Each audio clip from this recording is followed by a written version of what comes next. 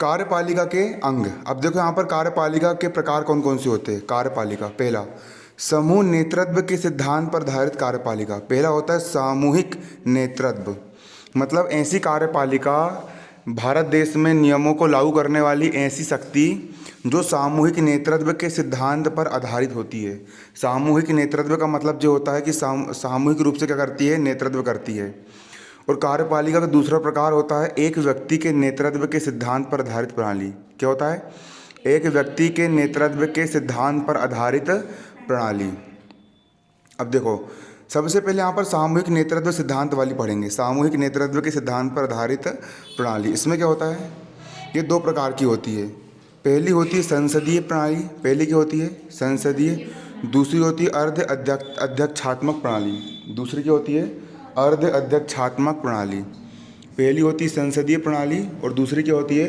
अर्ध अध्यक्षात्मक प्रणाली होती है। संसदीय प्रणाली और अर्ध अध्यक्षात्मक प्रणाली। अब देखो, संसदीय प्रणाली में क्या होता है, सरकार के प्रमुख को आमतौर पर प्रधानमंत्री कहते हैं। संसदीय का मतलब क्या होता है, भारत देश में संसद चलती है, हर जिले से सांसद जीत करके जाता है और सांसद का प्रमुख, किसका प्रमुख? सांसद का प्रमुख। और सरकार का जो प्रमुख होता है वो मेन रूप से कौन कहलाता है? प्रधानमंत्री कहलाता है। भारत देश में सरकार का प्रमुख कौन होता है? प्रधानमंत्री होता है ना, प्रधानमंत्री होता है। और ये विधायिका में बहुमत वाले दल का नेता होता है। वह विधायिका में बहुमत वाले दल का नेता होता है। जो विधायिका होती है, विधायिका मतलब जो राज्यसभा होती है ना, राज्यसभा में जैसे कि मुख्यमंत्री भी किस में आएगा? संसदीय कार्यपालिका में आएगा, है ना। वह विधायिका के प्रति क्या होता है? जवाबदेह होता है। विधायिका के प्रति क्या होता है? वो जवाबदेह होता है।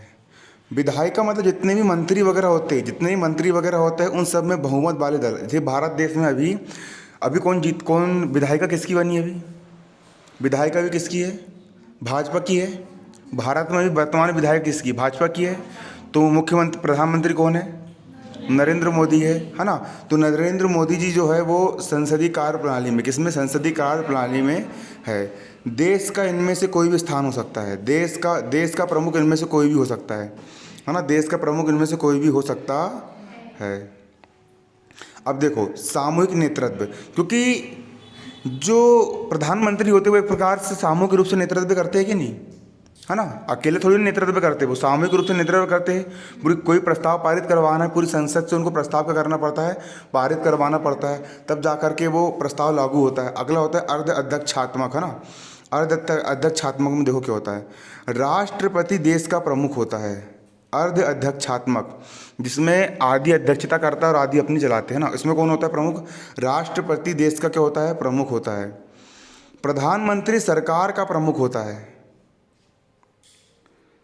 देखो, जो अर्ध अध्यक्षात्मक प्रणाली जो होती है ना, जिस देश में लागू होती है वहाँ पर राष्ट्रपति कौन होता है?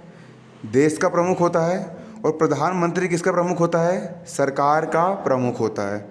सरकार का कौन होता है? प्रमुख होता है। प्रधानमंत्री और उसका मंत्रिपरिषद विधायिका के प्रति जवाबदारी होता है। अर्ध अध्यक्षात्मक वाली प्रणाली में ये होता है कि राष्ट्रपति देश का मेन हो गया, डोनाल्ड ट्रंप हो गया प्रमुख, प्रधानमंत्री सरकार का प्रमुख हो गया, और प्रधानमंत्री और उसका मंत्रिपरिषद विधायिका के प्रति क्या होता है? जवाबदेह होता है। और अध्यक्षात्मक में ये होता है राष्ट्रपति देश का प्रमुख होता है और राष्ट्रपति ही सरकार का प्रमुख होता है। राष्ट्रपति का चुनाव पर प्रत्यक्ष मतदान से होता है, डायरेक्ट राष्ट्रपति को वोट डाला जाता है। अभी भारत देश में अपन राष्ट्रपति को वोट नहीं डालते, बल्कि अपन विधायक और सांसद को वोट डालते हैं, और विधायक और सांसद वोट डाल करके राष्ट्रपति और प्रधानमंत्री बनाते और मुख्यमंत्री बनाते रहते हैं। लेकिन जिस देश पर अध्यक्षात्मक कार्यपालिका होती है वहाँ पर डायरेक्ट वोट किसको डाला जाता है? राष्ट्रपति को। जैसे कि डायरेक्ट डोनाल्ड ट्रंप को वोट डाला गया होगा ना, जो भी खड़े हुए होंगे वहाँ पर, है ना। इस प्रकार से वहाँ पर होता है ना। और देखो, वह मतलब राष्ट्रपति विधायिका के प्रति जवाबदेह होता है, जवाबदेह नहीं होता है। राष्ट्रपति जो होता है वो विधायिका के प्रति जवाबदेह होता है क्या? नहीं होता है। विधायिका क्या कर रही है क्या नहीं कर रही है उसको उससे मतलब नहीं, वो सिर्फ अपना काम करता है और देश चलाता है। अब देखो, राजा संवैधानिक राजतंत्र औपचारिक शासन प्रमुख और राष्ट्रपति संसदीय गणतंत्र औपचारिक शासन प्रमुख। अब श्रीलंका का देखो, श्रीलंका में क्या है, श्रीलंका में अर्ध अध्यक्षात्मक कार्यपालिका है। श्रीलंका में क्या है, अर्ध अध्यक्षात्मक कार्यपालिका है। अब इसमें तुमको एग्जाम्पल के माध्यम से अच्छे समझ में आएगा कि हर देश में अलग अलग प्रकार की कार्यपालिका होती है, मैंने आप लोग को बता चुका था, है ना। कहीं पर क्या होती है, संसदीय कार्यपालिका होती है। भारत देश में संसदीय कार्यपालिका होती है। किसी देश में अर्ध अध्यक्षात्मक होती है और किसी देश में अध्यक्षात्मक होती है। अमेरिका में अध्यक्षात्मक है ना। और श्रीलंका में कौन सी है, अर्ध अध्यक्षात्मक कार्यपालिका है। अब देखो श्रीलंका में किस प्रकार से नियम कानून बनते हैं। 1978 में, कब की बात हो रही है, 1978 में श्रीलंका के संविधान का संशोधन करके अध्यक्षात्मक कार्यपालिका लागू की गई। कब, 1978 में संविधान का संशोधन किया गया और संविधान का संशोधन करने के बाद अध्यक्षात्मक कार्यपालिका लागू की गई। कौन सी लागू की गई, अध्यक्षात्मक कार्यपालिका लागू की गई। इस प्रणाली में जनता प्रत्यक्ष रूप से राष्ट्रपति को चुनती है। अब जनता डायरेक्ट किसको वोट डालेगी, राष्ट्रपति को वोट डालेगी। अब देश में राष्ट्रपति खड़े होंगे और उनको डायरेक्ट वोट कौन डालेगी, जनता वोट डालेगी। यह संभव है कि राष्ट्रपति और प्रधानमंत्री एक ही दल या अलग अलग दलों के हो। राष्ट्रपति के वोट डालेंगे और प्रधानमंत्री, तो ये हो सकता है कि राष्ट्रपति अलग दल का हो और प्रधानमंत्री अलग दल का हो, ऐसा भी हो सकता है ना। अब संविधान राष्ट्रपति को व्यापक शक्तियाँ देता है। जो राष्ट्रपति होता है, राष्ट्रपति को व्यापक शक्ति कौन देता है, संविधान देता है। संविधान के माध्यम से राष्ट्रपति को व्यापक शक्तियाँ प्राप्त होती है ना। राष्ट्रपति संसद में बहुमत वाले दल के सदस्यों में से प्रधानमंत्री चुनता है। श्रीलंका में जनता ने किसको चुन के लाई, राष्ट्रपति। वहाँ पे उल्टा चलता है, भारत देश से उल्टा चलता है ना। श्रीलंका में जनता ने किसको चुनी, राष्ट्रपति को वोट डाली और राष्ट्रपति चुनी। और राष्ट्रपति संसद में बहुमत वाले दल के सदस्यों में से प्रधानमंत्री चुनता है। और राष्ट्रपति किसका चुनाव करेगा, प्रधानमंत्री का चुनाव करेगा।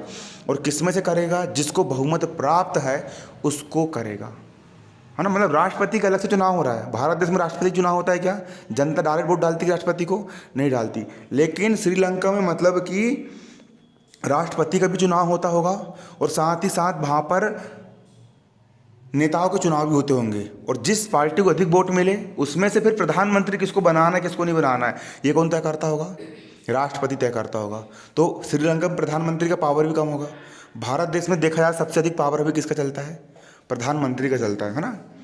और इंग्लैंड में किसका चलता है, विक्टोरिया क्वीन, है ना। सियानी सी औरत रहती है वो, है ना, सियानी सी, है ना, बूढ़ी औरत, दादी, है ना, वो कार चलाते रहती है ना। और अमेरिका में राष्ट्रपति डोनाल्ड ट्रंप, है ना। यद्यपि मंत्रियों के लिए संसद का सदस्य होना अनिवार्य है, मंत्रियों के लिए क्या है, संसद का सदस्य होना अनिवार्य है, लेकिन राष्ट्रपति प्रधानमंत्री और दूसरे मंत्रियों को हटा सकता है। राष्ट्रपति जो होता है, राष्ट्रपति बात देखो कितना पावर है। भारत देश में प्रधानमंत्री कोई नहीं हटा सकता, लेकिन श्रीलंका में राष्ट्रपति जो होता है वो प्रधानमंत्री को और दूसरे मंत्रियों को हटा सकता है।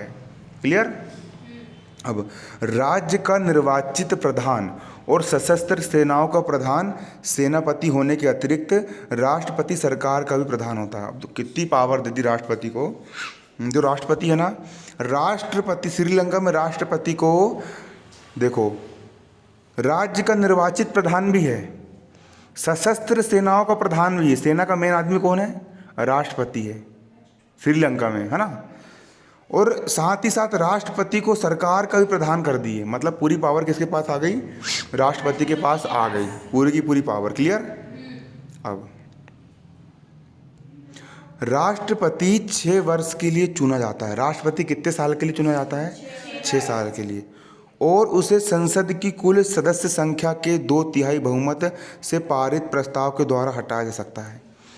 राष्ट्रपति को संसद की कुल सदस्य संख्या, संसद में टोटल सदस्य संख्या के 2/3 बहुमत से पारित प्रस्ताव के द्वारा हटा सकते हैं। राष्ट्रपति को 6 साल के लिए चुन के आ गया, भले राष्ट्रपति के पास इतनी सारी पावर है, लेकिन 2/3 बहुमत मतलब कि 3 इंसान है, 3 उदाहरण के लिए 3 आदमी में से 2 आदमी ने चाहा कि राष्ट्रपति को हटाना है तो हट जाएगा।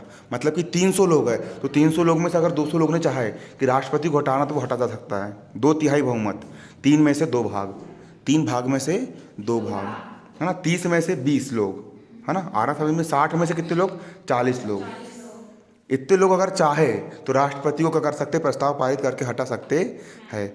यदि वह प्रस्ताव संसद के कम से कम आधे सदस्यों द्वारा पास किया जाए और संसद का अध्यक्ष भी संतुष्ट हो कि आरोपों में दम है, तो संसद का अध्यक्ष उसे सर्वोच्च न्यायालय में भेज सकता है। अगर 2/3 बहुमत इकट्ठे नहीं हो पा रहे हैं, है ना, 300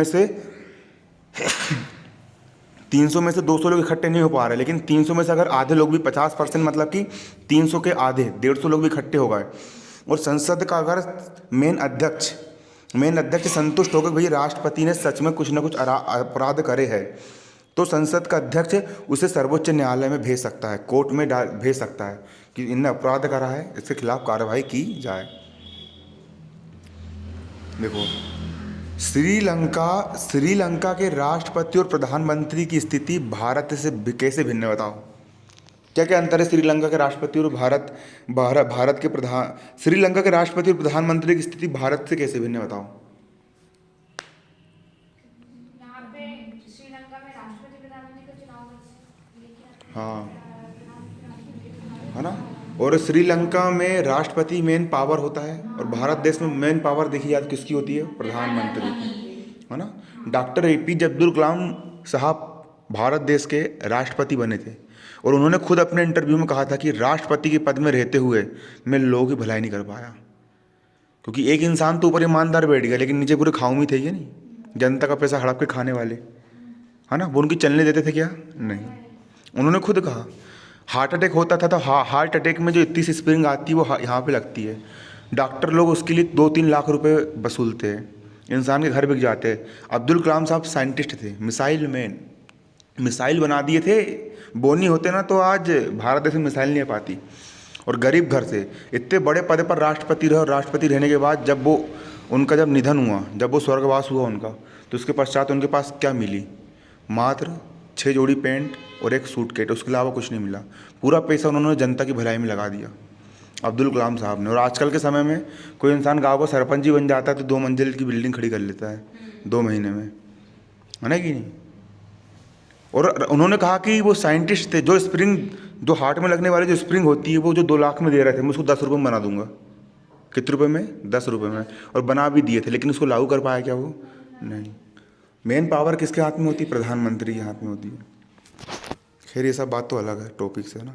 देखो, भारत और श्रीलंका के राष्ट्रपति के महाभियोग में सर्वोच्च न्यायालय की भूमिका की तुलना करें। अब तुम करते रहना ऐसा। अब देखो यहाँ पर संसदीय व्यवस्थाओं में एक राष्ट्रपति या राजा होता है जो देश का औपचारिक या नाम मात्र का प्रधान होता है। संसदीय व्यवस्था, भारत देश में कौन सी व्यवस्था है, संसदीय व्यवस्था है ना।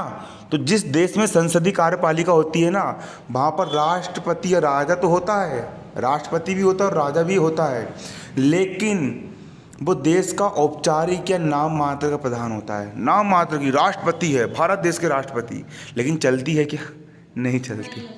नाम सुनो कि राष्ट्रपति ने ये काम करे वो काम करे, वो कोई प्रचार प्रसार करते क्या अपना, नहीं, वो चुपचाप औपचारिक रूप से बन गए भी राष्ट्रपति हो गया, है ना, नाम मात्र के प्रधान होते हैं। इस व्यवस्था में राष्ट्रपति या राजा की भूमिका मुख्यतः अलंकारिक होती है, अलंकारिक होती है ना, समझ रहे हो ना। अलंकारिक कैसी होती है, अलंकारिक भैया कि राष्ट्रपति है, राष्ट्रपति बस राष्ट्रपति, है ना। और प्रधानमंत्री नरेंद्र मोदी और मंत्रिमंडल, है ना, प्रधानमंत्री और मंत्रिमंडल के पास वास्तविक शक्ति होती है। अमित शाह के पास रियल पावर, है ना, नरेंद्र मोदी के पास रियल पावर, खटाक से गए और खटाक से धारा 370 हटा दिए। मेन पावर किसके पास है, प्रधानमंत्री और मंत्रिपरिषद के पास, है ना। देखो, जर्मनी, इटली, जापान, इंग्लैंड और पुर्तगाल आदि देशों में ये व्यवस्था है। इंग्लैंड में भी सियानी सी वो रहती है दादी, है ना, उनको बना देते भैया कि देश की महारानी विक्टोरिया है, लेकिन मेन पावर रहती है कि उनके पास नहीं रहती। अर्धदक्षात्मक व्यवस्था में राष्ट्रपति और प्रधानमंत्री दोनों होते हैं। अब अर्धदक्षात्मक व्यवस्था में क्या होती है, अर्धदक्षात्मक कार्यपालिका में ये होता है कि राष्ट्रपति और प्रधानमंत्री दोनों पावरफुल होते हैं। राष्ट्रपति पावरफुल होता है और प्रधानमंत्री भी क्या होता है, पावरफुल होता है। लेकिन संसदीय व्यवस्था के विपरीत उसमें राष्ट्रपति को दैनिक कार्यों के संपादन में महत्वपूर्ण शक्तियाँ प्राप्त हो सकती है। संसदीय कार्यपालिका में क्या होता है, राष्ट्रपति नाम मात्र का होता है, और प्रधानमंत्री और किसके पास पावर होती है, प्रधानमंत्री और मंत्रिमंडल के पास पावर होती है। लेकिन अर्धअध्यक्षात्मक में क्या होता है, अर्धअध्यक्षात्मक व्यवस्था में राष्ट्रपति और प्रधानमंत्री दोनों प्रधान हो सकते हैं, लेकिन मेन पावर किसके पास होती है, राष्ट्रपति। जैसे श्रीलंका है ना, राष्ट्रपति के पास मेन पावर रहती है अर्धअध्यक्षात्मक प्रणाली में। इस व्यवस्था में कभी कभी राष्ट्रपति और प्रधानमंत्री दोनों ही एक ही दल के हो सकते हैं और अलग अलग दल के भी हो सकते हैं, है ना। श्रीलंका में जो दो पार्टी है, जैसे भारत में पार्टी भाजपा कांग्रेस, श्रीलंका में दो पार्टी हो सकता है कि एक पार्टी का राष्ट्रपति बन जाए और दूसरी पार्टी का प्रधानमंत्री बन जाए, ऐसा हो सकता है। तो उनमें आपस में विरोध भी हो सकता है। अब विरोध कर रहा है, राष्ट्रपति प्रधानमंत्री की बुराई कर रहा है, प्रधानमंत्री राष्ट्रपति की बुराई कर रहा है ना कि नहीं, ऐसा हो रहा है। फ्रांस, रूस और श्रीलंका में ऐसी व्यवस्था है। अर्धअध्यक्षात्मक व्यवस्था किस में है, फ्रांस देश में है, रूस में है और श्रीलंका है। मतलब फ्रांस में भी राष्ट्रपति और प्रधानमंत्री के पास बराबर पावर रहती है, अर्धअध्यक्षात्मक प्रणाली है, और रूस में भी और श्रीलंका में भी, है ना। क्षेत्रफल की दृष्टि से सबसे बड़ा देश कौन सा है, रूस। नक्शा में देखना, भारत जैसे कितने देश लग जाएंगे क्षेत्रफल के हिसाब से, तब एक बहुत बड़ा रूस बनता है। और रूस खाली इतना बड़ा देश है कि रूस के एक देश में अगर दिन हो रहा है तो दूसरे देश में रात होती है। इतना भयंकर के वहाँ पर अक्षांश में परिवर्तन है। मतलब रूस देश इतना बड़ा है पृथ्वी में कि एक भाग सूरज के सामने और दूसरा भाग सूरज के पीछे, तभी तो एक भाग में दिन और एक भाग में रात है, ऐसा होता है। अब कहाँ पहुँचे, क्या समझे। अब देखो नेहा क्या बोल रही है, देखो नेहा बोल रही है ये तो बहुत सरल है। ये क्या है, ये बहुत सरल है। जिस देश में राष्ट्रपति है वहाँ अध्यक्षात्मक कार्यपालिका, और जिस देश में प्रधानमंत्री है वहाँ संसदीय कार्यपालिका।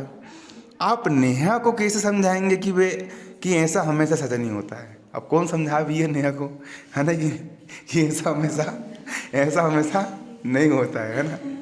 अब समझाना पड़ेगा, अब समझोगे कैसा होता है। अब भारत में क्या है, भारत में संसदीय कार्यपालिका है। भारत में संसदीय कार्यपालिका, जब भारत में कौन सी कार्यपालिका होती है, संसदीय कार्यपालिका होती है। देखो, जब भारत का संविधान लिखा जा रहा था, जब भारत देश का संविधान लिखा जा रहा था, तब तक भारत को 1919 और 1935 के अधिनियमों के अंतर्गत संसदीय व्यवस्था के संचालन का कुछ अनुभव हो चुका था। इस अनुभव ने हमें दिखाया था कि संसदीय व्यवस्था के अंतर्गत कार्यपालिका को जनप्रतिनिधियों के द्वारा प्रभावपूर्ण तरीके से नियंत्रित किया जा सकता है।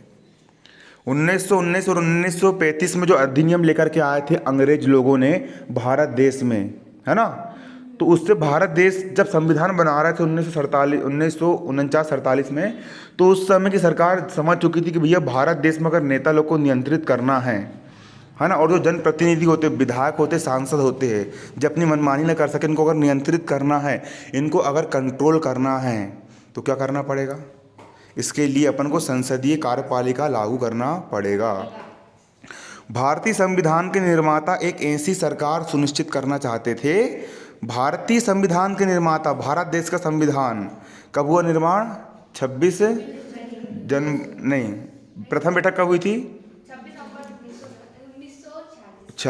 नवंबर 1946 को हुई थी, है ना।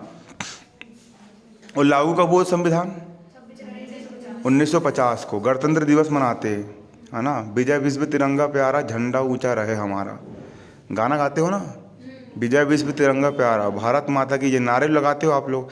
26 जनवरी में डांस भी करते, देश रंगीला रंगीला देश मेरा रंगीला, है ना कि नहीं, ऐसा रहता है भैया। कोरोना है ना। चलो, जो देखो ऐसी सरकार सुनिश्चित करना चाहते थे जो जनता की अपेक्षाओं के प्रति संवेदनशील और उत्तरदायी हो। भारत देश के संविधान का निर्माण करने वाले जितने भी नेता लोग थे, वो नेता ये चाहते थे कि ऐसी सरकार बने जो जनता के प्रति उत्तरदायी हो और जनता के दर्द को अपना दर्द समझे, है ना कि नहीं, जनता के दर्द को अपना दर्द समझे। अगर कोई जनता को मुक्का मार रहा है तो असर उनकी पीठ पे हो, है ना कि ऐसी सरकार सुनिश्चित करना चाहते थे। संसदीय कार्यपालिका की जगह देखो, भारत के संविधान निर्माण करने वाले के पास दो विकल्प थे। पहला विकल्प ये था या तो संसद वाली कार्यपालिका अपना लो, और दूसरा ऑप्शन क्या था कि अध्यक्षात्मक सरकार अपना लो, जैसे अमेरिका में है। अब बहुत दुविधा में पड़ गए, कुछ लोग बोल रहे अध्यक्षात्मक अपनाओ, कई लोग बोल रहे ये संसदीय अपनाओ। तो देखो, दूसरा विकल्प था अध्यक्षात्मक सरकार का था, लेकिन अध्यक्षात्मक कार्यपालिका मुख्य कार्यकारी के रूप में राष्ट्रपति पर बहुत बल देती थी। फिर संविधान निर्माताओं ने सोचे कि यार अपन ने अध्यक्षात्मक कार्यपालिका लागू कर ली है, तो पूरी पावर किसके पास चली जाएगी? राष्ट्रपति के पास चली जाएगी, और राष्ट्रपति अपनी अपनी चलाएगा। जैसे अमेरिका में डोनाल्ड ट्रम्प कच्छु भी बोल देगा स्टेज में जा करके, इसको उड़ा दूंगा, उसको उड़ा दूंगा, इसको मार दूंगा, है ना कि नहीं? कोरोना की वैक्सीन बना लूँगा, भली नहीं बनी, पैरासीटामोल की गोली खाओ कोरोना भाग जाएगा। उसके बयान सुने भी तुमने, है ना? देखो, बहुत सारा बल किसको मिल जाता अगर भारत देश में अगर अपन अध्यक्षात्मक अपना लेते तो राष्ट्रपति के पास पूरी पावर चल जाती है ना, और उससे सभी शक्तियों का स्रोत मानना पड़ता। अध्यक्षात्मक कार्यपालिका में व्यक्ति पूजा का खतरा बना रहता है। हाँ, अध्यक्षात्मक कार्यपालिका में व्यक्ति पूजा का खतरा बना रहता है। इसका मतलब क्या है? इसका मतलब यह है कि भारत देश में भी संसदीय व्यवस्था है, तो इसमें सब नेता लोग अपने आगे पीछे घूमते हैं, भैया वोट दे दो, वोट दे दो, है ना, वोट दे दो, वोट दे दो, है ना। और भाई मान के चलो कि अगर यहाँ पर अध्यक्षात्मक व्यवस्था होती, अब एक राष्ट्रपति बन जाता, सब लोग उसकी पूजा करते हैं, राष्ट्रपति जी अरे आइए ना, बैठिए, अरे अरे 200 करोड़ ले लो, ये काम। मतलब एक इंसान के बिल्कुल आगे पीछे घूमते घूमते कि नहीं घूमते? किसमें? अध्यक्षात्मक शासन व्यवस्था में। संविधान निर्माता एक जबकि इन्होंने समझे कि ऐसा नहीं करना है, कोई एक इंसान के पास पावर नहीं देना है।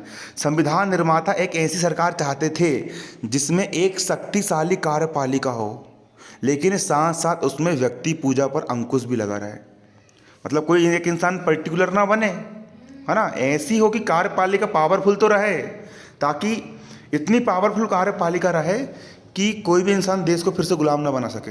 इतनी पावरफुल कार्यपालिका होनी चाहिए, इतने भयंकर के नेता प्रधानमंत्री होने चाहिए। भारत देश में एक से एक प्रधानमंत्री आए।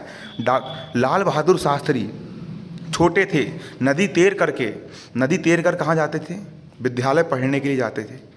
नाव वाला उनको बिठाल के ले आता था, तो नाव वाले ने उनकी हेल्प करा, अपने कपड़े उनको उतार करके वो नाव वाले को देते थे, और बचपन में स्कूल जाते थे। लाल बहादुर शास्त्री इतनी मेहनत करे, भारत देश के राष्ट्रपति बने, जय जवान जय किसान का नारा दिया, युद्ध हुआ भारत और पाकिस्तान के बीच में। घबराने वाले नहीं थे लाल बहादुर शास्त्री, सेना को बोल दिए जाओ ख़त्म करके जाओ पाकिस्तान को। जब सेना गई बंदूक लेकर के, और पाकिस्तान वाली सेना को गाजर मूली की तरह बिल्कुल काटते हुए, सेना ने कहा था कि हमको 1 हफ्ते का समय और दे दो, हम पाकिस्तान के लाहौर में तिरंगा झंडा लहरा कर जाएंगे, है ना। लेकिन हुआ क्या? ताशकंद समझौता हुआ, और ताशकंद समझौता में भारत देश के महान प्रधानमंत्री लाल बहादुर शास्त्री का देहांत हो गया, और उनको कहा गया कि हार्ट अटैक हुआ। अब सोचो, जो व्यक्ति इतना काम कर रहा है, क्या उसको हार्ट अटैक हो सकता है क्या? कई लोग ये कहते हैं, मैं नहीं कह रहा हूँ, कई लोग कहते हैं कि उनको जहर दिया गया था भारत देश के। किसको? क्योंकि उनके यहाँ वाइफ ने भी ये कही थी कि उनकी बॉडी नीली थी, और नीली वो हरी बॉडी कब होती है? जब इंसान को जहर दिया जाए। प्रधानमंत्री को उस समय इतना मीडिया था क्या? और तुमको यकीन नहीं होगा, प्रधानमंत्री के पद में रहने के बावजूद उनकी पत्नी ने एक बार कहा कि आपकी धोती फट गई है, है ना, नई धोती ले लो। उन्होंने क्या कहा? उन्होंने कहा कि जब मेरे भारत देश के लाखों करोड़ों गरीब लोग जब इस प्रकार से कपड़े पहनते हैं, तो मैं तो उनका सेवक हूँ, मैं भला कैसे ये नहीं कर सकता हूँ। और इतने महान प्रधानमंत्रियों को जो वही रद्दी पार्टी, कांग्रेस पार्टी के नेता लोग ने छल कपट से, मतलब इस प्रकार से हुआ। फिर इंदिरा गांधी की सरकार आ गई। अरे बहुत राजनीति चलती थी। इंदिरा गांधी ने क्या करा? इंदिरा गांधी ने क्या करी? इंदिरा गांधी ने सबसे घटिया काम, इंसान लोगों को पकड़ पकड़ के नसबंदी करवाई इंदिरा गांधी ने, है ना। किसी की सड़क में कुत्ते वगैरह घूमते ही नहीं, उनकी नसबंदी कर देते हैं ना, ताकि और प्रजाति उनकी उत्पन्न ना हो। अब इंसान को कोई उठा के ले जाए, मतलब इतना सोच करके देखो कि कोई इंसान आया, तुमको ज़बरदस्ती उठाओ, डॉक्टर के पास ले आए और तुम्हारे शरीर के साथ छेड़छाड़ करे, है ना कि नहीं। पुरुष, जितने भी पुरुष वर्ग थे उन और जितने भी सबके साथ थे, इतनी ऐसी गुरुकुलों को पूरा तहस नहस कर डाला गया। गुरुकुल का पूरा विध्वंस जो हुआ ना, जो आपातकाल लगा था ना, उसमें पूरे गुरुकुल की धज्जी उसी टाइम में उड़ी थी। एक सीरियल आता स्वामी रामदेव एक संघर्ष, उसमें बताया गया था बहुत डीपली में। अपन कहाँ से कहाँ पहुँच जाते हैं। देखो, संसदीय व्यवस्था में ऐसी अनेक प्रक्रियाएं हैं। किसमें? संसदीय व्यवस्था में। संसदीय व्यवस्था मतलब संसद की व्यवस्था में ऐसी अनेक प्रक्रियाएं हैं जो यह सुनिश्चित करती है कि कार्यपालिका विधायिका या जनता के प्रतिनिधियों के प्रति उत्तरदायी होगी। कौन सी व्यवस्था? संसदीय व्यवस्था, मतलब संसद वाली व्यवस्था। भारत देश में संसदीय है। ऐसी अनेक प्रक्रियाएं जो सुनिश्चित करती कार्यपालिका विधायिका तथा जनता के प्रतिनिधियों के प्रति उत्तरदायी होगी और उनसे नियंत्रित भी होगी। कार्यपालिका मतलब, संसदीय कार्यपालिका का मतलब क्या होता है? अभी जिसमें जनता प्रधानमंत्री को चुनती है, जनता नेता को चुनती है और नेता लोग प्रधानमंत्री बनाते हैं ना। इसमें कार्यपालिका विधायिका के और जनता के प्रति उत्तरदायी होगी और उनसे नियंत्रित भी होगी। इसीलिए संविधान में किसको अपनाया गया? इसीलिए संविधान में राष्ट्रपति और प्रांतीय दोनों ही स्तरों पर संसदीय कार्यपालिका की व्यवस्था स्वीकारा गया। किसको अपनाया गया? संसदीय की। हर जिले में एक सांसद होगा और वो चुन करके जीतेगा हर जिले से, और हर जिले से सांसद चुनने के बाद वो प्रधानमंत्री को चुन करके लेके आएंगे। क्लियर? इस व्यवस्था के अंतर्गत राष्ट्रपति भारत में राज्य का औपचारिक प्रधान होता है। संसदीय व्यवस्था में राष्ट्रपति जो होता है उसको कुछ भी पावर नहीं दी बेचारे को, वो खाली नाम मात्र का प्रधान होता है। तथा प्रधानमंत्री और मंत्रिपरिषद राष्ट्रीय स्तर पर, कौन कौन? प्रधानमंत्री और मंत्रिपरिषद राष्ट्रीय स्तर पर सरकार चलाते हैं, है ना। अभी बोलते सरकार किसकी है? मोदी की सरकार है। कोई बोलता है कि रामनाथ कोविंद की सरकार है, बोलता कोई नहीं बोलता, है ना, है नहीं, ऐसा होता है। राज्यपाल, मुख्यमंत्री और मंत्रिपरिषद मिलकर कार्यपालिका बनाते हैं। अब जहाँ पर देखो, क्या हमारे देश, ये क्या बोल रहा है कि कौन सा इंसान है, क्या लेके घूम रहा है, बेट लेके जा रहा है, इसका चेहरा थोड़ा नीचे से, दांत कैसे दिख रहा है इसके,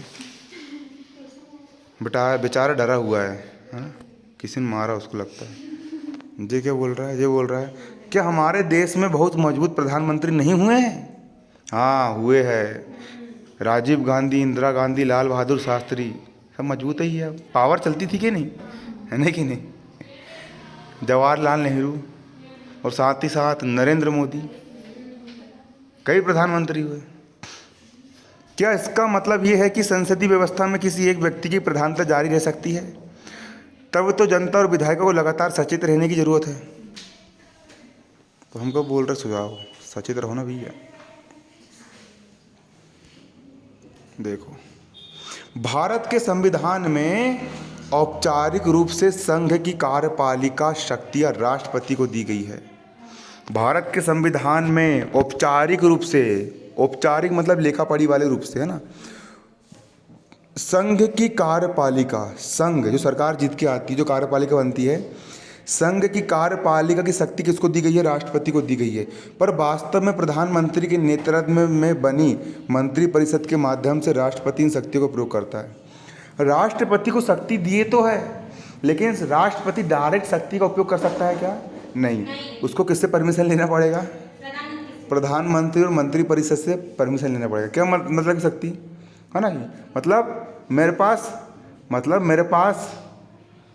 मेरे पास चॉकलेट रखी तो है, अब सामने पूछ के खाना पड़ रहा है। क्या मतलब कि अपनी है कि फिर चॉकलेट नहीं है ना? समझ रहे हो ना? देखो, राष्ट्रपति कितने साल के लिए चुने जाते हैं? राष्ट्रपति 5 वर्ष के लिए चुना जाता है। राष्ट्रपति पद के लिए सीधे जनता के द्वारा निर्वाचन नहीं होता। क्या भारत देश में डायरेक्ट जनता राष्ट्रपति को वोट डालती है क्या? नहीं। किसको डालती है बेटा? किसको? विधायक को और सांसद को वोट डालती है ना। राष्ट्रपति का निर्वाचन अप्रत्यक्ष तरीके से होता है। राष्ट्रपति का चुनाव कैसा होता है? अप्रत्यक्ष तरीके से, इनडायरेक्टली होता है। तुम चुनाव नहीं करते हो, तुम जिनको चुनते हो वो लोग चुनाव करते हैं, है ना। इसका अर्थ ये है कि राष्ट्रपति का निर्वाचन आम नागरिक नहीं, बल्कि निर्वाचित विधायक, तुमने जिन विधायक को जिताए हो ना, वो विधायक और सांसद, विधायक और सांसद मिल करके वोट डाल के किसको चुन के लाते हैं? राष्ट्रपति को चुन के लाते हैं। यह निर्वाचन समानुपातिक प्रतिनिधित्व प्रणाली और एकल संक्रमणीय मत के सिद्धांत अनुसार होता है। अब चलो बताओ समानुपातिक प्रतिनिधित्व प्रणाली क्या होता है, पढ़ चुके हैं पिछले अध्याय में। क्या होता है समानुपातिक प्रतिनिधित्व प्रणाली, कौन बताएगा? है कोई बुद्धिमान व्यक्ति? बताओ बताओ रे। अरे मूर्खों, बताया था ना मैंने तुम लोग को कि समानुपातिक प्रतिनिधित्व प्रणाली में ये होता है कि जनता जो सिर्फ होती है वो दल को वोट डालती है, और दल के जो नेता लोग होते हैं दल फिर डिसाइड करता है कि किसको विधायक बनाना तुम्हारे एरिया का। ये समानुपातिक प्रतिनिधित्व प्रणाली में होता है ना। अर्जेंटीना में हुआ था। और सर्वाधिक मतों से जीत वाली उसमें क्या होता है कि उसमें विधायक खड़े होते हैं। भारत देश में विधायक खड़े होते हैं, अपन विधायक को वोट डालते हैं और विधायक भी सरकार चुनती है। कैसा कर रहे हो, आगे आगे पाठ पीछे पीछे सपाट, है ना। अब देखो यहाँ पर केवल संसद ही राष्ट्रपति को महाभियोग की प्रक्रिया के द्वारा उसके पद से हटा सकती है। अब राष्ट्रपति ढंग से काम नहीं करा तो राष्ट्रपति को कौन हटा सकता है? भारत देश में राष्ट्रपति को कौन हटा सकता है? जो संसद होती है ना, संसद, तुमने जिनको वोट डाले हर जिले संसद बन के गए, और वहाँ पर जो बेटी सांसद जो बनती है ना, सांसद ही राष्ट्रपति को महाभियोग की प्रक्रिया के द्वारा उसके पद से हटा सकती है। पिछले अध्याय में हमने पढ़ा था कि इस प्रक्रिया के लिए संसद में विशेष बहुमत लाना पड़ेगा। विशेष बहुमत क्या होता है?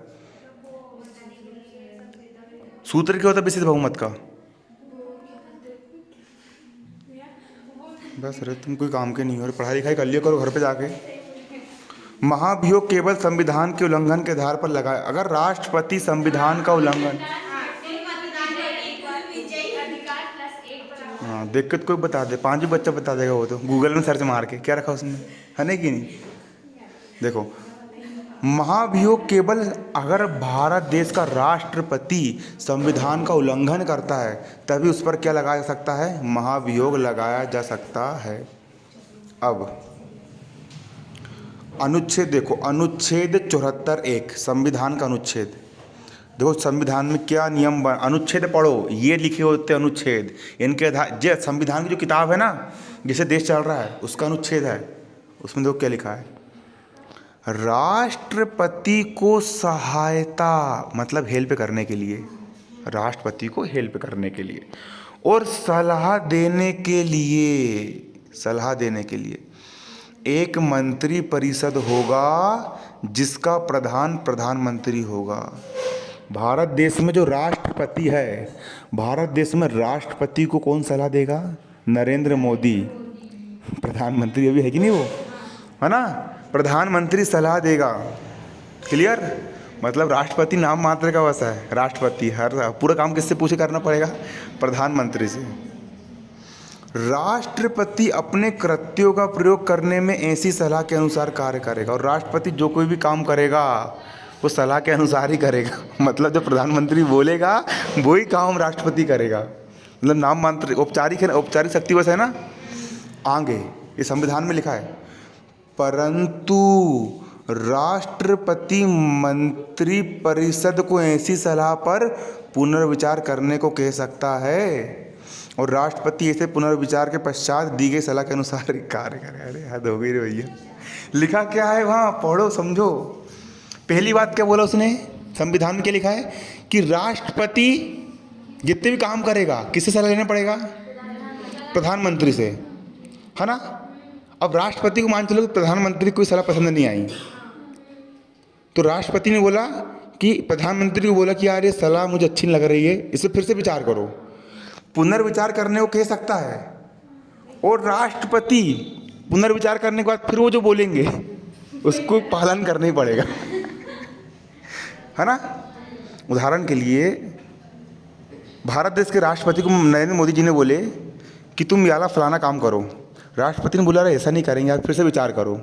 फिर मोदी जी घर गए, 2 घंटा बैठे, फिर आके बोल दिए नहीं यार मैं विचार कर लिया, इसी करना है, अब कर ही दो। मतलब ऐसा इसमें लिखा है ना, के अनुसार ही शब्द का प्रयोग हुआ है। मतलब प्रधानमंत्री की मेन पावर है भैया, है ना, प्रधानमंत्री की मेन पावर है। है ना। तुम्हारा प्रधानमंत्री कौन है? मुझे एक शौक है यार, भारत देश का, काश मैं प्रधानमंत्री बन जाऊँ, मज़ा आ जाएगा। वोट डालोगे कि नहीं मेरे को? डालोगे कि नहीं? तो सोचेंगे क्या? देखो, इस कथन में जिस शब्द ही का प्रयोग किया गया है, क्या आप उसका अर्थ जानते? यहाँ पर ही लिखा है, पढ़ो, अनुसार ही कार्य करेगा। इसका अर्थ कोई बता सकता है? मतलब मेन पावर प्रधानमंत्री की है, प्रधानमंत्री के अनुसार ही काम करेगा ना। पुनर्विचार तो करेगा लेकिन फिर से काम करना पड़ेगा ना। इसका अर्थ ये है कि राष्ट्रपति मंत्रिपरिषद की सलाह मानने को बाध्य है। राष्ट्रपति बंधा हुआ है, मंत्रिपरिषद से बंधा हुआ है, मंत्रिपरिषद की सलाह मानने के लिए बाध्य है। जो मंत्री बोलेंगे वही राष्ट्रपति को करना पड़ेगा। मेरे को राष्ट्रपति नहीं बनना यार, अब राष्ट्रपति बन गया है ना, कुछ नहीं कर पाऊंगा, है ना। ये नहीं, देखो, बाद में एक और संशोधन के द्वारा यह निर्णय किया गया कि राष्ट्रपति मंत्रिपरिषद को अपनी सलाह पर पुनर्विचार करने के लिए कह सके। बाद में जोड़े कि पुनर्विचार करने के लिए बोलेगा, लेकिन पहले पुनर्विचार करने की भी आज्ञा दे सकता था वो। जो मंत्री लोग ने बोल दी वो उसको काम करना पड़ेगा, है ना कि नहीं, खाली साइन बस करना पड़ेगा। लेकिन उसे मंत्रिपरिषद के द्वारा पुनर्विचार करने के बाद दी गई सलाह को ही मानना पड़ेगा। लेकिन मंत्री लोग ने पुनर्विचार कर लिए। अब मोदी जी ने बोले होंगे, उदाहरण के लिए, उदाहरण दे रहा हूँ खाली कल्पना करने के लिए, है ना। अब एक प्रधानमंत्री जी ने बोले राष्ट्रपति को कि फलानी धारा अपन को हटाना है ना। अब राष्ट्रपति ने बोले अरे यार अपन ऐसा हटा तो देंगे, मैं साइन भी कर दूंगा, लेकिन दंगे भड़क जाएंगे, ये हो जाएगा, वो हो जाएगा, है ना। जितने भी भारत देश में जो है वो सब दंगे करने लग जाएंगे, आप फिर से पुनर्विचार करो। मोदी जी ने सोचे, हाँ कर लिए पुनर्विचार, अब भी करा, हटा दो। अब मानना पड़ेगा ही, क्योंकि लिखा है ना संविधान में, मेन पावर किसके पास है? प्रधानमंत्री के पास है। ऊपर घर है, आराम से ऊपर घर है, डिस्टर्ब होता है ना, आराम से। देखो भैया, अब आगे मज़ा आ रहा पढ़ने में। संविधान है यार, मज़ा आ गया, क्या संविधान है। राष्ट्रपति की शक्ति और स्थिति। अब राष्ट्रपति की शक्ति, भैया उसके पास भी पावर होती है, भले प्रधानमंत्री से कम होती है। तो लोकल आदमी समझ के रखे तुम लोग ने राष्ट्रपति को, क्या बात कर, राष्ट्रपति जी है हमारे, है ना। देखो, आप पहले ही पढ़ चुके हैं कि राष्ट्रपति सरकार का औपचारिक प्रधान होता है। राष्ट्रपति जो होता है वो सरकार का औपचारिक प्रधान होता है, मतलब नाम मात्र का प्रधान होता है। उससे औपचारिक रूप से बहुत सी कार्यकारी, विधायी, कानूनी और अपार शक्तियाँ प्राप्त है। राष्ट्रपति के पास सबसे बड़ा पावर जो होता है कि किसी इंसान को मृत्युदंड हो गया है तो उसको जज भी वापस नहीं कर सकता, लेकिन राष्ट्रपति अगर चाहे तो उसको मृत्युदंड देने से रोक सकता है ना, ऐसा होता है। देखो, संसदीय व्यवस्था में राष्ट्रपति वास्तव में इन शक्तियों का प्रयोग मंत्रिपरिषद की सलाह पर करता है ना। जितनी भी शक्ति होती है उसके पास, सबके लिए किससे सलाह लेना पड़ता है? राष्ट्रपति को और मंत्रिपरिषद से, है ना। प्रधानमंत्री और मंत्रिपरिषद को लोकसभा में बहुमत प्राप्त होता है। किसको? प्रधानमंत्री को भी और मंत्रिपरिषद को भी। किस में बहुमत होता है? लोकसभा में बहुमत प्राप्त होता है, और वे ही वास्तविक कार्यकारी है। सही मायने में कार्यपालिका कौन होती है? लोकसभा और मंत्रिपरिषद। यही मेन रूप से पूरे नियम कानून ये लेकर के आते हैं ना। अधिकतर मामलों में राष्ट्रपति को मंत्रिपरिषद की सलाह माननी पड़ती है ना। हर मामले में, अधिकतर के हर मामले में राष्ट्रपति को किसकी सलाह माननी पड़ती है? मंत्री की सलाह माननी पड़ती है। अब जहाँ पर कौन है? जवाहरलाल नेहरू जी, चाचा जी, है ना, अपने चाचा जी क्या बोल रहे हैं? चाचा जी क्या बोल रहे हैं भैया? हमने राष्ट्रपति को, हाँ नेहरू जी कह रहे हैं। अच्छा यार, अब समझ में आया, नेहरू जी प्रधानमंत्री बने थे, उन्होंने सोचे होंगे कि एक काम करता हूँ, पूरी पावर प्रधानमंत्री के पास रहना चाहिए, है ना कि मजाक कर रहा हूँ, है ना, सीरियसली मत लेना। हमने राष्ट्रपति को कोई वास्तविक शक्ति नहीं दी। देखो नेहरू जी बोल रहा है, नेहरू जी बोल रहा है हमने राष्ट्रपति को कच्छू नहीं पकड़ा है, कोई वास्तविक शक्ति नहीं दी, लेकिन उसके पद को प्रभुतापूर्ण और गरिमामय बनाया है। गरिमामय पद और राष्ट्रपति, जेब देखो तो खाली है ना, पावर ही नहीं है ना, पद दे दी। अरे पद गरिमामय पूर्ण पद, नगर नगर पटे, और देखो तो कुछ नहीं बेचारे है ना कि देखो संविधान उसे ना तो वास्तविक कार्यकारी बनाना चाहता है और ना ही एकदम नाम मात्र का विधान। मतलब राष्ट्रपति को ना तो रियल कार्यकारी बनाएंगे, अमेरिका में पूरी पावर राष्ट्रपति के पास है। डोनाल्ड ट्रंप ने बोल दिया निकालो मिसाइल और दाग दो चाइना पे, तुरंत सेना तैयार हो जाएगी, तुरंत घुस जाएगी। और अमेरिका के राष्ट्रपति ने क्या बोला था, लादेन आतंकवादी है, जाओ। पूरी रातम रात गई एयरफोर्स गई घुसी और रात में उसके देश में घुस के उसको ख़त्म करके आ गई सेना ने। इतनी भयंकर की पावर राष्ट्रपति के पास। और भारत देश में ना तो उसको नाम मात्र का बना है और ना ही मेन कार्यकारी बना है। संविधान उससे एक ऐसा प्रधान बनाना चाहती है जो ना शासक होता है और ना शासन करता है। ये उसे एक महान संवैधानिक प्रधान, खाली प्रधान बस बना है ना, आनंद समझ में, खाली उपाधि दे दी है। और थोड़े बहुत प्रधान भी होते हैं वो, है ना, अपन पढ़ रहे भैया। अब राष्ट्रपति के अधिकार, अब देखो राष्ट्रपति कौन कौन से अधिकार होते हैं। इन बातों की चर्चा करने के बाद क्या हम यह निष्कर्ष निकाल सकते हैं कि किसी भी परिस्थिति में राष्ट्रपति को कोई विशेष अधिकार प्राप्त नहीं है? क्या आप ये निष्कर्ष निकाल सकते हो कि राष्ट्रपति के पास कोई भी विशेष अधिकार नहीं है? अभी तक अपन जितनी बात पढ़े उस हिसाब से मेरे को यही लग रहा है। अब आगे पढ़ेंगे बात अलग है कि राष्ट्रपति के पास कोई पावर है क्या? उतनी खास पावर नहीं है। मेन पावर किसके पास है? कहाँ पर? सिर्फ भारत में, जहाँ पर है ना, तो अमेरिका मत बोल देना, अमेरिका में तो राष्ट्रपति होता है मेन, है ना। ये एक गलत मूल्यांकन होगा, तुम लोग गलत बात बोल रहे हो। अब क्यों बोल रहे हो, आगे पढ़ो ना, कोई ऊपर अपना जो पढ़े उस हिसाब बोले ना, वो तो हर सही बात है ना। संवैधानिक रूप से राष्ट्रपति को सभी मुद्दे और मंत्रिपरिषद की कार्यवाही के बारे में सूचना प्राप्त करने का अधिकार है। हाँ मतलब कि राष्ट्रपति को अधिक सूचना बस प्राप्त करने का अधिकार है कि कार्यपालिका क्या कर रही है और महत्वपूर्ण मुद्दे कौन कौन से हैं और मंत्रिपरिषद क्या कार्य कर रहा है। मतलब मेरे को प्रधान बना दिए और मेरे को कोई शक्ति भी नहीं दी है और एक अधिकार दे दिए, लोग बाग ने अधिकार दे दी कि हम लोग जो काम करेंगे उसकी जानकारी बस आपको मिलेगी, बाकी आप कुछ कर सकते हो क्या? खाली सूचना बस प्राप्त करने का अधिकार है कि आप जानकारी ले सकते हो महत्वपूर्ण मुद्दों की। बहुत अच्छा अधिकार दिए, बहुत गरिमापूर्ण अधिकार दिए, क्या बात है ना। राष्ट्रपति पूरे राष्ट्र का राष्ट्रपति है ना। प्रधानमंत्री, देखो प्रधानमंत्री का यह कर्तव्य है कि वह राष्ट्रपति द्वारा मांगी गई सभी सूचनाएं उसे दे। अगर राष्ट्रपति किसी भी प्रकार की सूचना मांगता है, किससे मांगता है? प्रधानमंत्री से मांगता है, तो प्रधानमंत्री को वो सूचना देना ही पड़ेगा। राष्ट्रपति प्रायः प्रधानमंत्री को पत्र लिखता है। किसको पत्र लिखता है?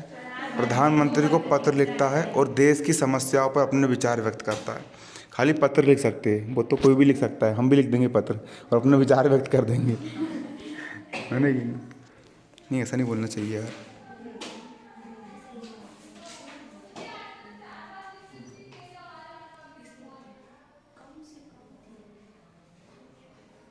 अब जो बेचारा कुर्सी पे बैठा है बेचारा, ये क्या बोल रहा है? मैं यहाँ यह कहने भर को बैठा दिया गया हूँ या मैं सचमुच के सवाल भी पूछ रहा हूँ, है ना। क्या इस पुस्तक के लेखकों ने मुझे अपने मनचाहे सवाल पूछने की शक्ति दी है या मैं वही सवाल पूछ रहा हूँ जो उनके मन में उठ रहा है? मतलब राष्ट्रपति बोल रहा है, राष्ट्रपति क्या बोल रहा है कि मुझे राष्ट्रपति के पद में बिठाल तो दिए है, क्या नाम मात्र के लिए बस बिठा लेंगे पद, है ना।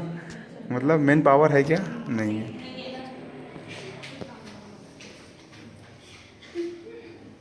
देखो ये क्या बोल रही, लेडीज़ क्या बोल रही बाजू में, एक पैर पे एक टांग पे खड़ी, जो नहीं कुर्सी बैठी है, वो कुर्सी पे बैठी है वो। देखो राष्ट्रपति के लिए किताबों में स्त्रीलिंग और पुल्लिंग दोनों शब्दों का प्रयोग किया जाता है। कि कोई महिला भी राष्ट्रपति हुई? अरे, अब राष्ट्रपति पति मतलब देखा जाए तो पुल्लिंग। अब कोई महिला राष्ट्रपति हो सकती है नहीं? अरे भाई, राष्ट्रपति पद का नाम है, महिला भी हो सकती है और पुरुष भी हो सकता है, मतलब पद का नाम है। अब राष्ट्रपति मतलब यही नहीं कि कोई लड़का ही होगा पति, है ना, ये नहीं। राष्ट्रपति मतलब महिला भी हो सकती है और पुरुष भी हो सकता है ना, ऐसा है ना। क्या क्या सवाल उठते नहीं, बच्चों के मन में सवाल उठते फिर भी, है ना। अब देखो, कार्टून में मजा मजा आती है। इसके अतिरिक्त कम से कम 3 अन्य अवसरों पर राष्ट्रपति अपने विशेषाधिकार का प्रयोग कर सकता है। तो राष्ट्रपति के पास कौन कौन से विशेषाधिकार होते हैं, अच्छे समझ लो कि राष्ट्रपति के पास कौन कौन से विशेषाधिकार होते हैं ना। देखो, पहला अधिकार, जैसा कि आप पहले ही देख चुके हैं कि राष्ट्रपति मंत्रिपरिषद की सलाह को लौटा सकता है। अगर मंत्रिपरिषद ने कोई सलाह लेकर के आया कि फलाना काम करो, राष्ट्रपति को बोल देगा तुम्हारी सलाह मुझे अच्छी नहीं लगी, फिर से विचार करके लाओ। लेकिन जब सेकेंड बार विचार कर लाएंगे तो मानना ही पड़ेगा, पहला अधिकार है ना। और उसे अपने निर्णय पर पुनर्विचार करने के लिए कह सकता है। ऐसा करने में राष्ट्रपति अपने विवेक का प्रयोग करता है।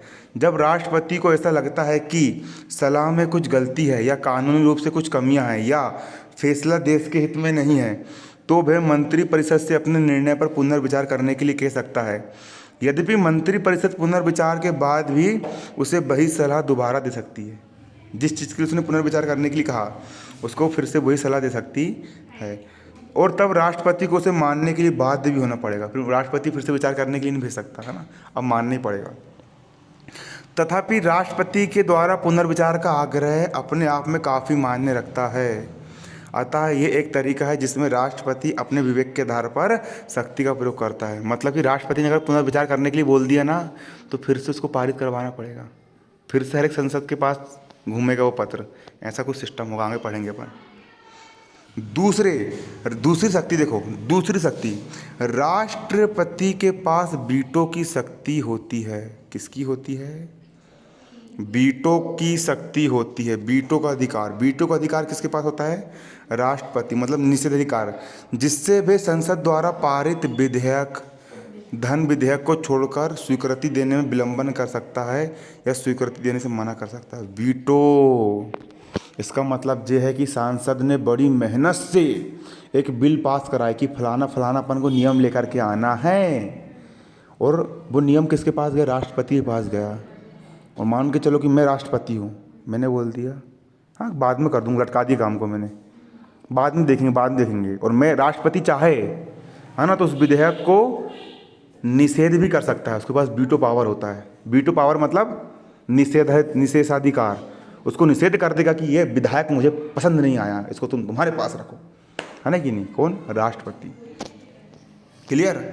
संसद द्वारा पारित प्रत्येक विधेयक को कानून बनने से पूर्व राष्ट्रपति की स्वीकृति के लिए भेजा जाता है। अब संसद ने, मान के चलो कि सांसद ने एक कानून पास करी कि कोई भी कानून बन सकता है, कानून पास करी कि अब आप कोई भी कानून पास कर दी, करते हैं बहुत सारे कानून पास, जैसे कि पुलिस को फलाना अधिकार दिया जाएगा, है ना, या फिर ये करा जाएगा। एक कानून पास हुआ, है ना, कि धारा 370 हटेगी, कानून पास हुआ। अब राष्ट्रपति के पास गया आला प्रस्ताव, तो राष्ट्रपति चाहे तो उसको देर भी कर सकता है, या फिर उसको लटका भी सकता है, या फिर उसको रद्द भी कर सकता है, निषेध भी कर सकता है। राष्ट्रपति उसे लौटा भी सकता है। क्लियर? देखो, हमने देखा कि विधेयकों को स्वीकृति देने के संबंध में राष्ट्रपति पर कोई समय सीमा नहीं होती। क्या आपको पता है कि इस सिलसिले में घटना घट चुकी है? 1900 ऐसा हो भी चुका है। देखो 1986 में क्या हुआ? 1986 में संसद ने भारतीय पोस्ट ऑफिस संशोधन विधेयक पारित करा। संसद ने क्या करा 1986 में? भारतीय पोस्ट ऑफिस विधेयक पारित करा, है ना। भारत देश में पोस्ट ऑफिस रहेगा, जो डाकिया वगैरह है ना, उसमें संशोधन करके वो पारित करे। अनेक लोगों ने इसकी आलोचना की क्योंकि विधेयक प्रेस की स्वतंत्रता को बाधित करता था। प्रेस मतलब जो मीडिया होती कि नहीं, मीडिया की स्वतंत्रता को बाधित करता था। तत्कालीन राष्ट्रपति ज्ञानी जैन सिंह ने, उस समय राष्ट्रपति कौन थे?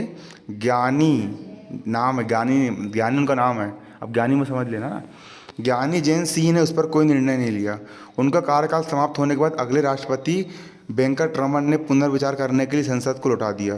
तब तक वह सरकार बदल गई जिसने विधेयक पेश किया था और 1989 में नई सरकार चुन के आ गई। यह दूसरे दलों की गठबंधन सरकार थी, इसने विधेयक को दोबारा संसद में पेश ही नहीं किया।